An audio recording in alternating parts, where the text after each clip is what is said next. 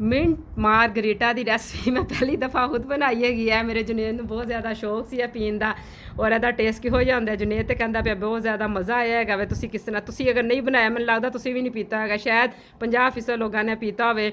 ਮੈਂ ਲੋੜ ਦੀ ਹੋ ਕੇ ਅਜੇ ਤੱਕ ਨਹੀਂ ਪੀ ਸਕੀ ਹੈਗੀ ਆ, ਤੇ ਮੈਂ ਵੀ ਹੁਣ ਅੱਜ ਪਹਿਲੀ ਦਫਾ ਯਕੀਨ ਕਰੋ ਪੀਣ ਲੱਗੀ ਹੈਗੀ ਆ।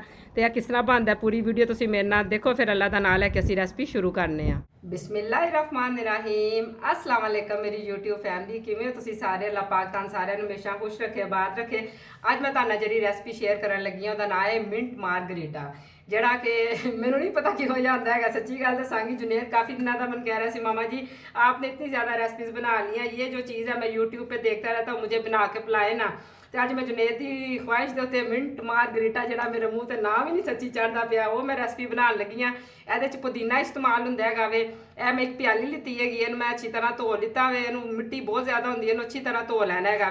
ये पहले शामिल करांगे चीज़ां तो इन्नियां ज़्यादा नहीं पैंदियां, ना बड़ा औखा है। मिंट मारगरीटा कितनी दफ़ा मैं जुनेद को पूछ चुकी हाँ। इस तो बाद असीं इहदे च शामिल करांगे लैमन का इस्तेमाल होएगा। चीज़ां थोड़ियां जिहियां ने, ना सच्ची दा जिन्हें भी रखा बड़ा भैड़ा रखा, मैनू नहीं ज़्यादा ना पसंद आया।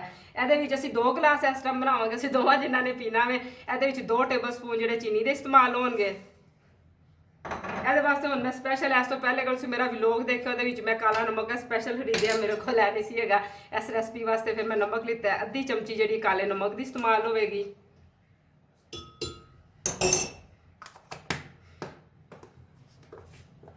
बंद कर दईए। अच्छा जी, ये 1 गिलास पवेगा पानी का, और यह जी बर्फ है ये जरा ज़्यादा इस्तेमाल होंगी है। अगे मेरे बड़े ग्राइंडर ब्लेड खराब हो गए ना, अच्छी तरह जरा मैं पीस लिता है वे। तो ये 7 अप या सोडा या स्प्राइट वगैरह का इस्तेमाल किया होया। मैं काफ़ी वीडियोज़ देखी है तो वो ज़्यादा 7 अप स्प्राइट मैं ज़्यादा नज़र आई, तो मैं भी इतने 7 अप का इस्तेमाल कराँगी। इतने तकरीबन असी गिलास पानी पाया, गिलास के असी ये पा देवांगे। बस जी इन्नियां कदे चीज़ां पैंदियां ने।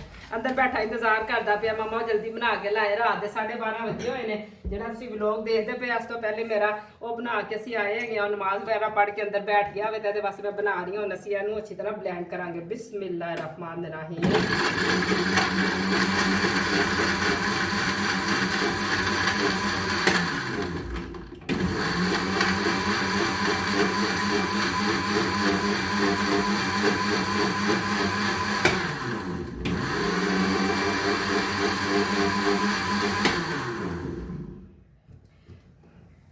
अल्हम्दुलिल्लाह साडा की ड्रिंक तैयार हो गया, औखा जिहा जिहदा नाम है।